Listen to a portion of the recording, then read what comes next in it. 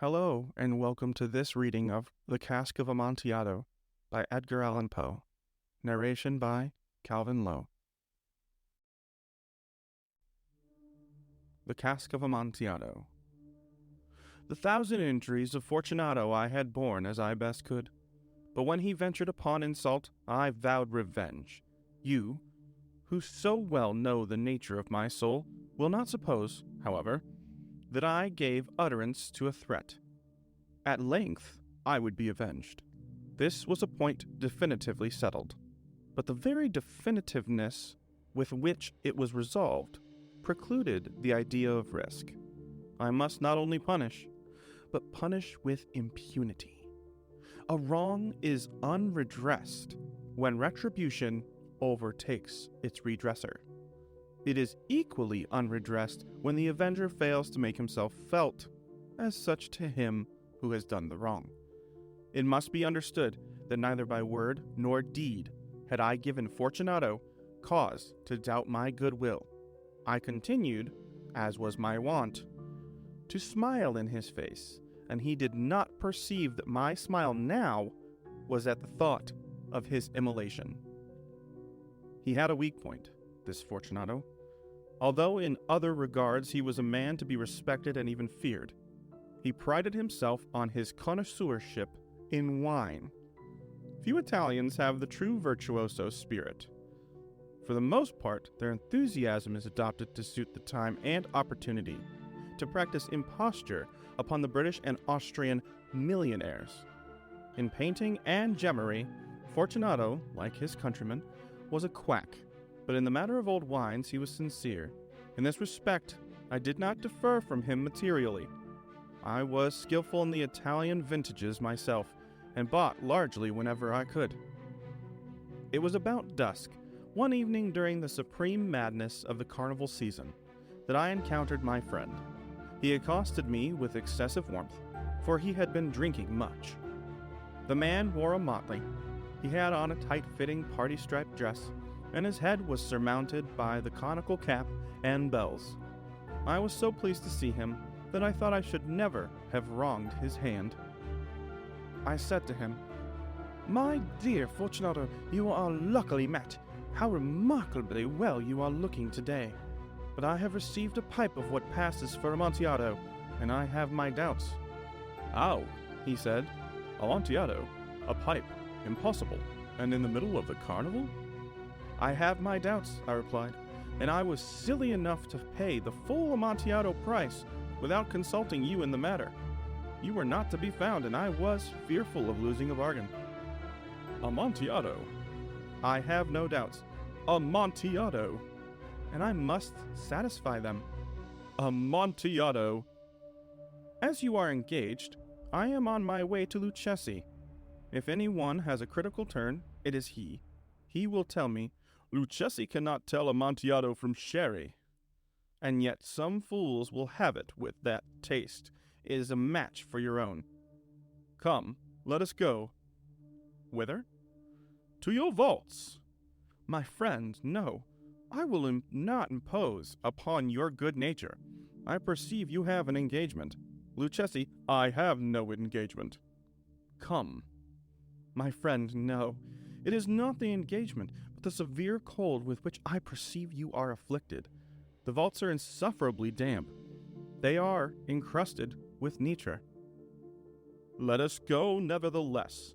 The cold is merely nothing. Amontillado, you must have been imposed upon. And as for Lucchesi, he cannot distinguish sherry from Amontillado." Thus speaking, Fortunato possessed himself in my arms. Putting on a mask of black silk and drawing a roquelaire closely about my person, I forced him to hurry me to my palazzo. There were no attendants at home. They had absconded to make merry in honor of the time. I had told them that I should not return until morning, and had given them explicit orders not to stir from the house. These orders were sufficient, I well knew, to ensure their immediate disappearance, one and all, as soon as my back was turned. I took from their sconces 2 flambeaux, and giving one to Fortunato, bowed him through several suites of rooms to the archway that led into the vaults. I passed down a long and winding staircase, requesting him to be cautious as he followed. We came at length to the foot of the descent, and stood together on the damp ground of the catacombs of the Montresor. The gait of my friend was unsteady, and the bells upon his cap jingled as he strode. "The pipe," he said. "It is farther on," said I, "but observe the wide web work which gleams from these cavern walls." He turned towards me, and looking into my eyes with two filmy orbs that distilled the rheum of intoxication. "Nietzsche?" he asked at length. "Nietzsche," I replied. "How long have you had that cough?"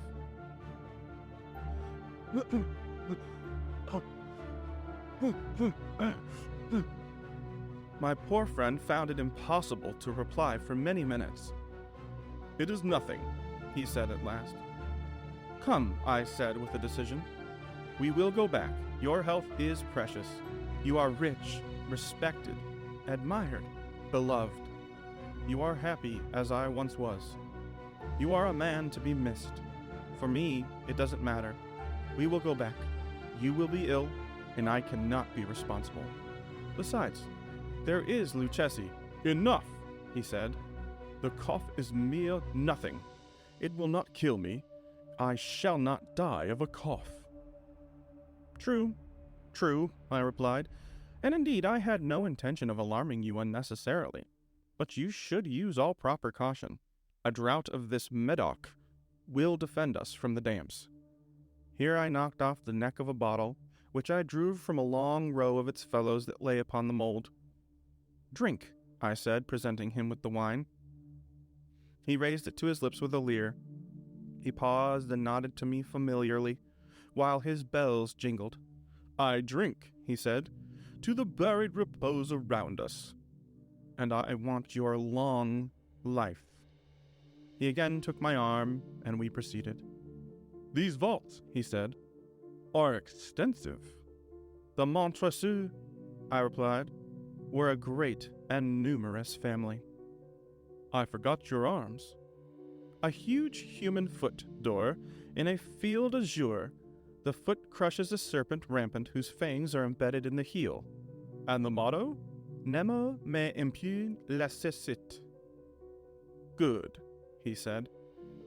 The wine sparkled in his eyes and the bells jingled. My own fancy grew warm with the Medoc. We had passed through the walls of piled bones with casks and puncheons intermingling into the inmost recesses of the catacombs. I paused again, and this time I made bold to seize Fortunato by an arm above the elbow. "The Nietzsche," I said. "See, it increases. It hangs like moss upon the vaults. We are below the river's bed. The drops of moisture trickle along the bones. Come, we will go back when it is too late." "Your cough." "It is nothing," he said. "Let us go on. But first, another draught of Medoc." I broke and reached him with a flagon of de Groff. He emptied it at a breath. His eyes flashed with a fierce light. He laughed and threw the bottle upwards with a gesticulation I did not understand. I looked at him in surprise. He repeated the movement, a grotesque one. "You do not comprehend?" he said. "Not me," I replied. "Then you are not of the Brotherhood." "How?" "You are not of the Masons." Yes, I said. Yes. "You? Impossible. A Mason?" "A Mason," I replied. "A sign," he said. "It is this," I replied, producing a trowel from beneath the folds of my roquelaire. "You jest," he exclaimed, recoiling a few paces. "But let us proceed to the Amontillado." "Be it so," I said, replacing the tool beneath the cloak and again offering him my arm. He leaned upon it heavily. We continued our route in search of the Amontillado. We passed through a range of low arches, descended, passed on, and descended again, arriving at a deep crypt, in which the foulness of the air caused our flambeau to grow rather than flame. At the most remote end of the crypt there appeared another less spacious. Its walls had been lined with human remains, piled to the vault overhead, in the fashion of the great catacombs of Paris. 3 sides of this interior crypt were still ornamented in this manner. From the 4th, the bones had been thrown down and lay promiscuously upon the earth, forming at one point a mound of some size. Within the wall, thus exposed by the displacing of the bones, we perceived a still interior recess, in depth about 4 feet, in width 3, in height 6 or 7. It seemed to have been constructed for no especial use in itself, but formed merely the interval between 2 of the colossal supports of the roof of the catacombs, and was backed by one of their circumscribing walls of solid granite. It was in vain that Fortunato, uplifting his dull torch, endeavored to pry into the depths of the recess. Its termination of the feeble light did not enable us to see. "Proceed," I said. "Herein the Amontillado. As for the Lucchesi—" "He is an ignoramus," interrupted my friend as he stepped unsteadily forward, while I followed immediately at his heels. In an instant he had reached the extremity of the niche, and finding his progress arrested by the rock, stood stupidly bewildered. A moment more and I had fettered him to the granite. On its surface were 2 iron staples, distant from each other about 2 feet horizontally. From one of these depended a short chain, from the other a padlock. Throwing the links about his waist, it was but the work of a few seconds to secure it. He was too astounded to resist. Withdrawing the key, I stepped back from the recess. "Pass your hand," I said, "over the wall. You cannot help feeling the nitre. Indeed, it is very damp. Once more, let me implore you to return. No? Then I must positively leave you. But I must first render you all the little attention in my power." "The Amontillado!" ejaculated my friend, not yet recovered from his astonishment. "True," I replied. "The Amontillado." As I said these words, I busied myself among the pile of bones of which I have taken before spoken. Throwing them aside, I soon uncovered a quantity of building stone and mortar. With these materials, and with the aid of my trowel, I began vigorously to wall up the entrance of the niche. I had scarcely laid the first tier of my masonry when I discovered that the intoxication of Fortunato had, in a great measure, worn off. The earliest indication I had of this was of a low moaning cry from the depth of the recess. It was not the cry of a drunken man. There was then a long and obstinate silence. I laid the 2nd tier, and the 3rd, and the 4th, and then I heard the furious vibrations of the chain. The noise lasted for several minutes, during which I might hearken to it with more satisfaction. I ceased my labors and sat down upon the bone. When at last the clanking subsided, I resumed the trowel, and finished without interruption the 5th, the 6th, and the 7th tier. The wall was now nearly upon a level with my breast. I again paused, and holding the flambeau over the mason work, threw a few feeble rays upon the figure within.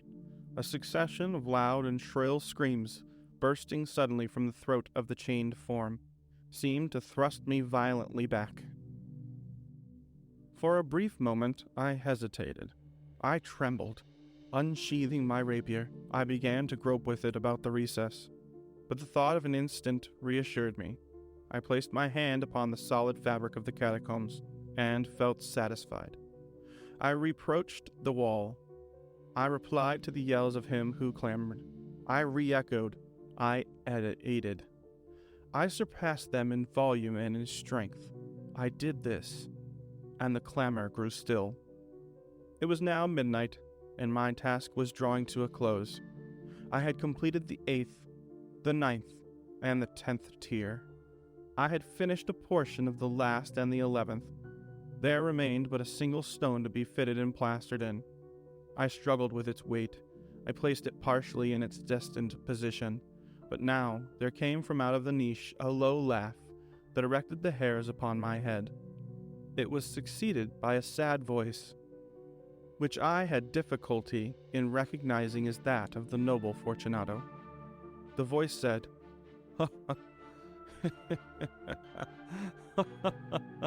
"A very good joke indeed. An excellent jest. We will have a rich laugh about it at the palazzo.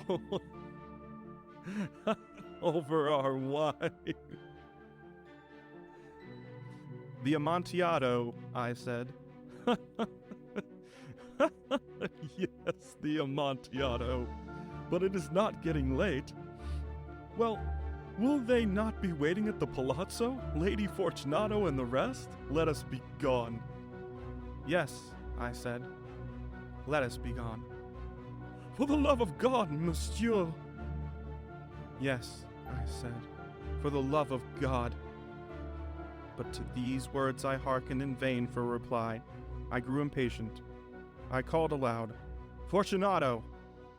No answer. I called again, Fortunato! No answer still. I thrust a torch through the remaining aperture and let it fall within. There came forth in return only a jingling of bells. My heart grew sick. On account of the dampness of the catacombs, I hastened to end my labor. I forced the last stone into its position. I plastered it up. Against the new masonry I re-erected the old rampart of bones. For the half of a century no mortal has disturbed them. In pace requiescat.